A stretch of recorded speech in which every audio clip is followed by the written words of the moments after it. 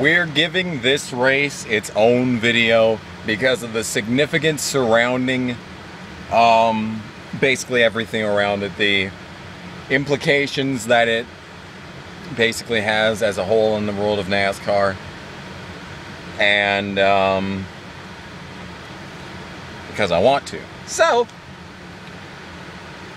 yeah, we're going to judge this without leeches. Basically, we're going to pretend like the leeches deserve to be there, and we're just going to base the race's merits on the track quality and the racing quality.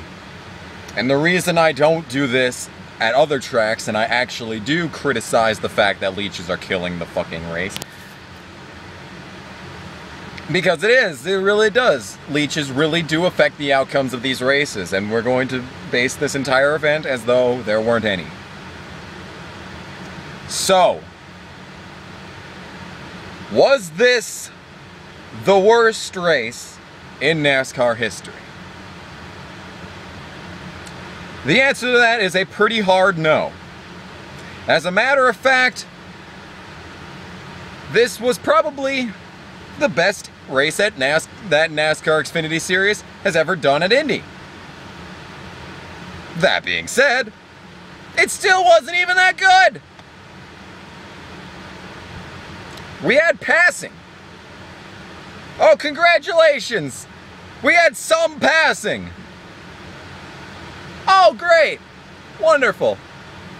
Wonderful, that's great. Okay. You figured out how to make it so that you can pass occasionally at Indianapolis. Oh, great. Now, why don't we just go to a track where we can pass all the time? No words? No words? Okay, I see how it is. Basically, if you want this race in one sentence, that sentence is, it was okay, but any other track would have put on a good show, or better show, easily. I think that is the best way to describe this. Because certainly, it was better than last year. When I came into this race, I was going to try and compare it directly side by side with last year's race. And there is no way that it could have gotten worse than last year's race. There's a few ways that it could have gone worse than last year's race, but in the grand scheme of things, very few ways that it could have gone worse. And expecting it to be worse than that was a bit short-sighted, to say the least.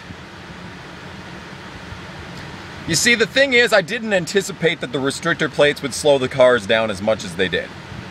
If I'd have known that they did have the ability to go flat out through the corners, if I'd have known that was going to be the case, because what I thought was going to happen is that they were going to be restricted so that they went about 185 into the corners. And as you saw, they could go through there at 166 no problem. If I'd have known that they were going to go through there at the speeds they were going, I probably would have dialed back the prediction. But I had no idea that the cars had to be restricted that much before even a follicle of a quality race could have taken place.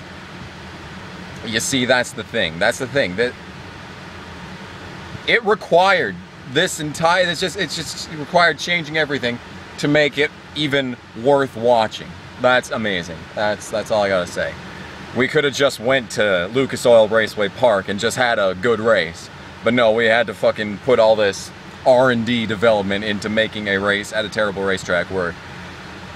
And that being said, it still wasn't incredible. The Xfinity race at Pocono that we had the Cup guys broadcast, even with the Keselowski win, that I would still say is more entertaining than this race. The Xfinity race at California this year, I'd say that was still more exciting than this race. I'm not sure about any other races though. Those for sure were better. You see, what I wonder is, why can't we just take the Aero ducts? Why can't we just implement that in other places, you know? We could do that. We don't need to do this Frankenstein's monster of a race car going back to the package that we used last year that was so god-awful that they needed to make a new package for this year.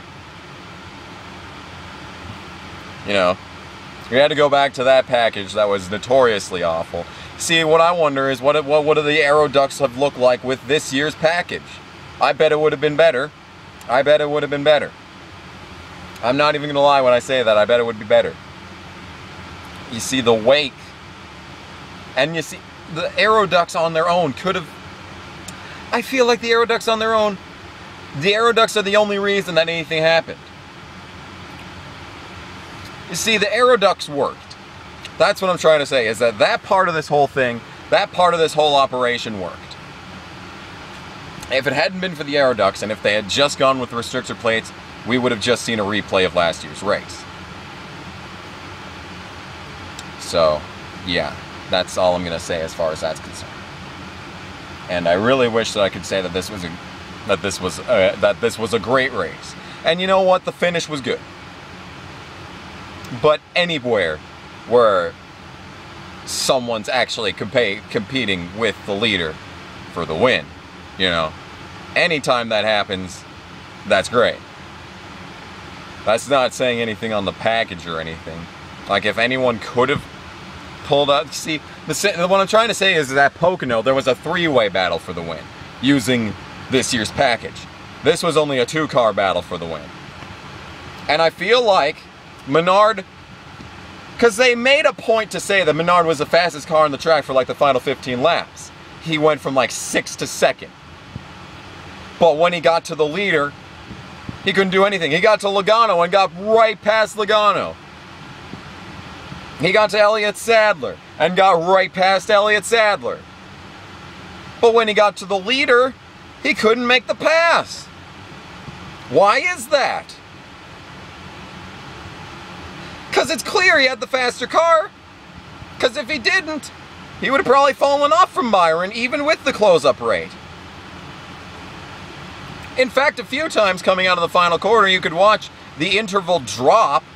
So Byron got out of the corner better. And then the interval kept dropping. And kept dropping and kept dropping until it kind of evened out right when they got into the corner. So how much of that was even the Aero ducts doing their job at the end of that race? I don't get it. I don't get it. What I'm trying to say is that this could have gone better in many ways. As a whole, when the race whenever the restarts happen, as a whole, whenever the restarts happen, there would be a bit of competition, and then the cars would break into about 4 to 5 car groups, 3 to 5 car groups, and they'd be able to battle for positions just fine amongst each other, including the leaders. But once it got down to 2 cars, it was impossible to pass. You could suck up, but you couldn't pass. Even down the backstretch using side draft, you couldn't pass.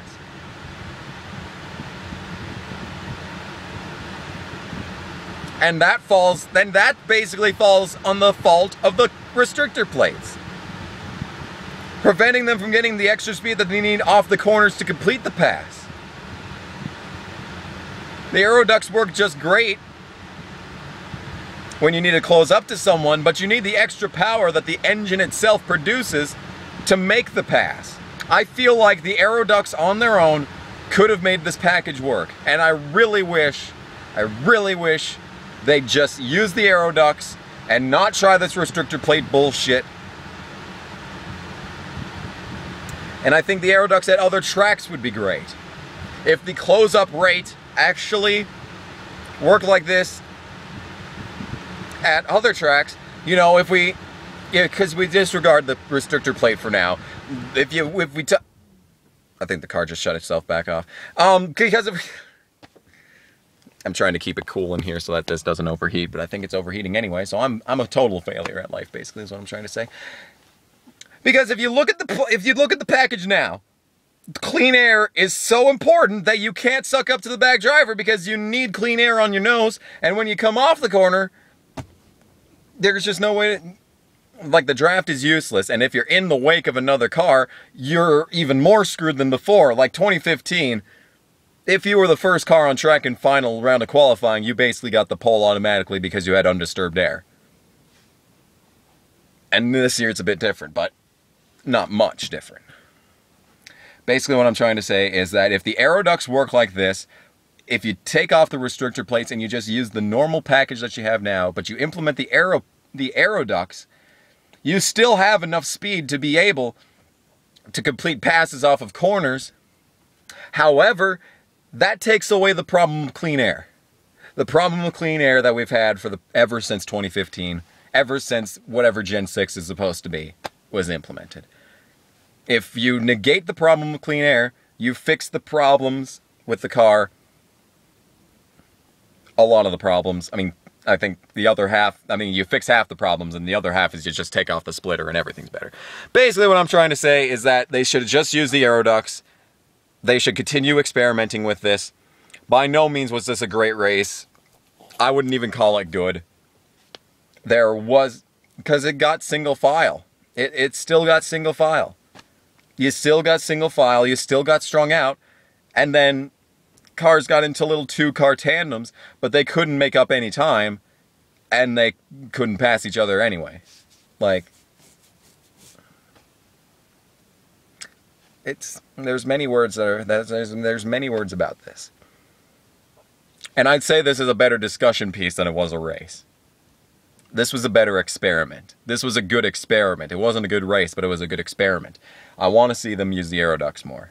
I think that could fix a lot of the problems that this package has. Just get rid of the splitter, make the car symmetrical, implement aero ducts, and I think we could have a great package on our hands. But it's just, I feel like the restrictor plates took away the extra speed that was needed to be able to keep up with the fucking leaders, man. If Menard could have gotten side by side with Byron there at the end, I think that would have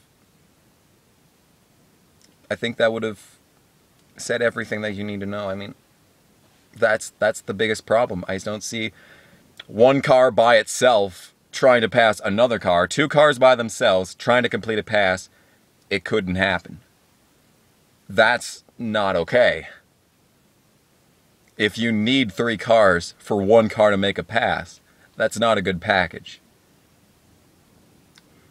And we have the perfect comparison piece for this race. Last night, there was an ARCA race at Lucas Oil Raceway Park.